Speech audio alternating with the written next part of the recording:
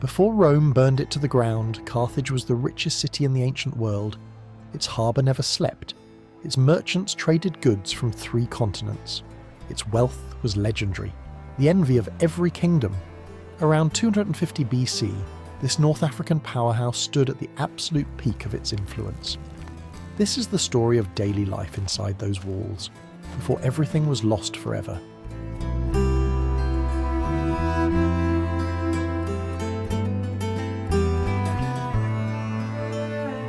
Wooden cranes swing steadily over the docks, lifting clay jars packed with wine, oil and salted fish from ships that cross the sea from Spain, Sicily and beyond. Sailors tie thick ropes to stone posts worn smooth by generations of use, their movements quick and practiced. Porters walk down wooden ramps carrying elephant tusks on their shoulders, ivory that will soon become combs, furniture, decorations and carved figures in workshops across the city. Merchants check the clay stamps pressed into jar handles, confirming where goods came from before any money changes hands. In the shade of covered walkways, scribes record every deal in the Phoenician-style alphabet, scratching notes into soft wax tablets with pointed bronze tools.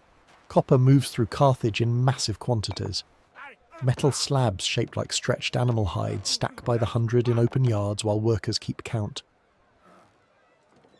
Ship captains argue with warehouse managers, hands waving as they settle on prices.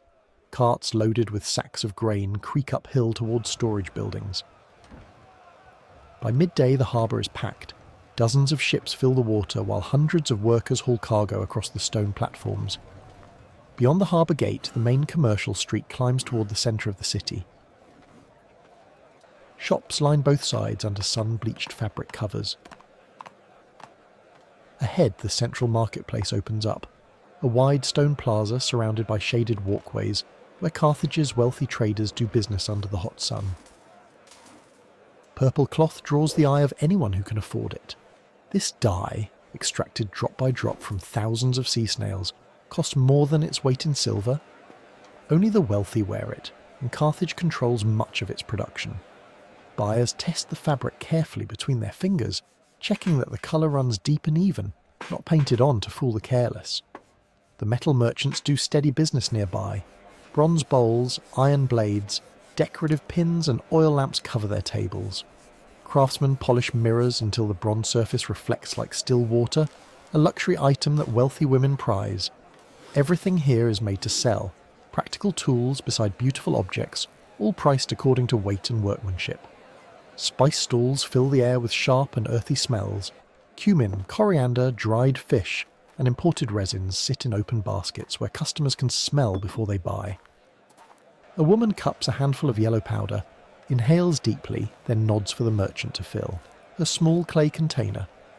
Nearby, pottery merchants display vessels of every size. Storage jars, cooking pots, painted lamps arranged on wooden shelves. Household slaves follow their owners through the crowd, carrying purchases in heavy baskets. Money changers weigh foreign coins against local standards, taking a small fee for every exchange. At the plaza's edge, a vendor grills small fish over charcoal, feeding workers who cannot leave for a proper meal. Beyond the main marketplace, a narrow street leads away from the noise. The paving stones grow rougher, the buildings darker with soot. Smoke rises ahead, and the sound of hammering grows steadily louder. This is the artisan quarter, where raw metal becomes finished goods.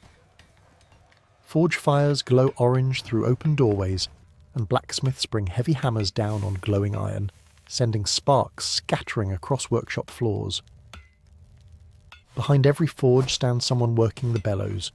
Young apprentices learn the trade by feeding air to the fire, building the heat needed to soften iron until it glows orange and becomes workable. Only then does the blacksmith pull it from the coals, shape it with quick hammer blows and return it to the flames before it cools and hardens again. Finished tools hang outside every workshop.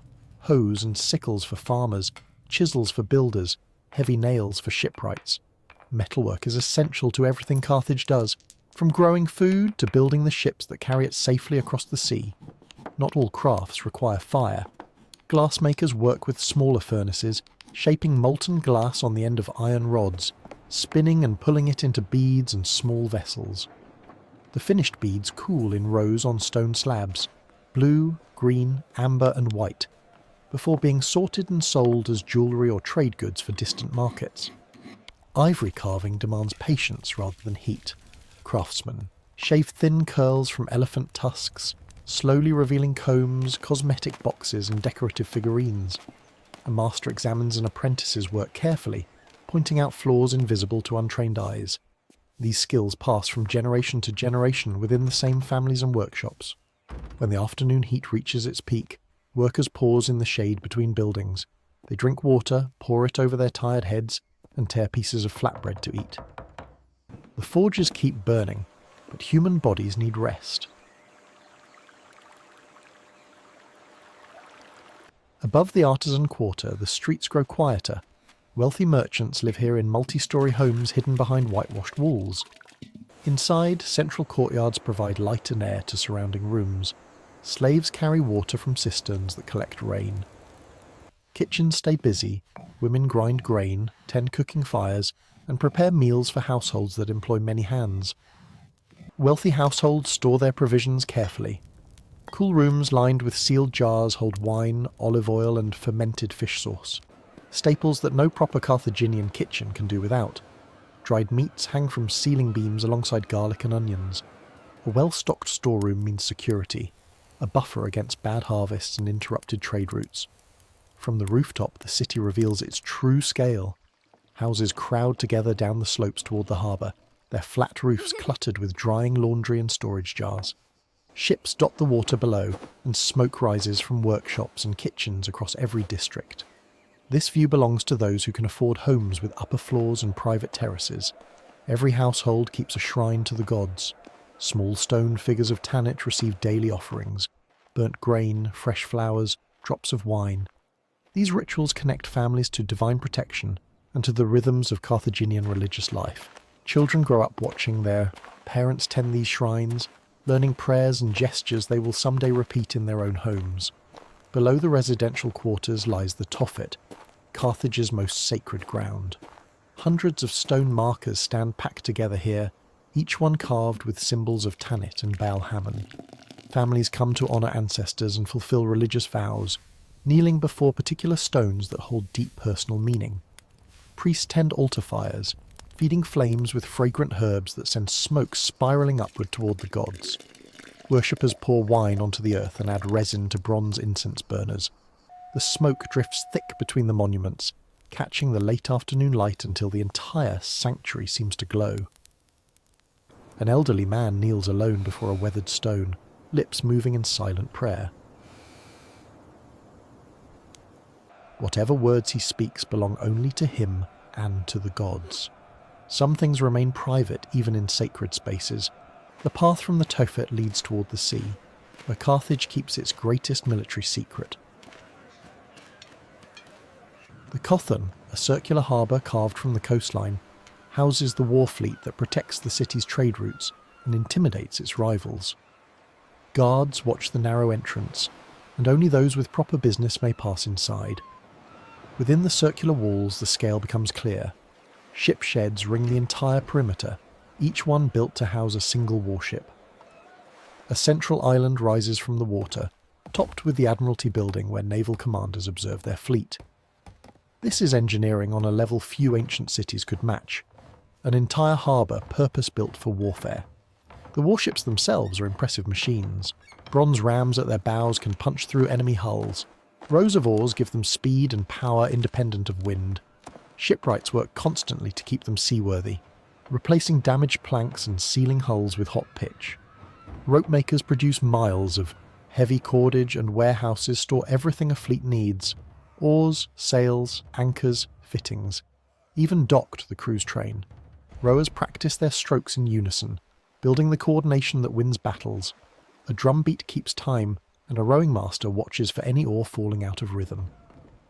When these ships put to sea, their crews will move as one. As the sun sets, the military harbour falls quiet. Across the water, the commercial port finishes its business. Lamplighters move along the colonnade, bringing small circles of warmth to the darkening waterfront. In the marketplace, merchants close their shutters and sweep their floors. On a rooftop terrace, a family shares their evening meal while the city glitters below. Carthage settles into night, wealthy, powerful, and confident in its place at the centre of the Mediterranean world. What comes next belongs to history,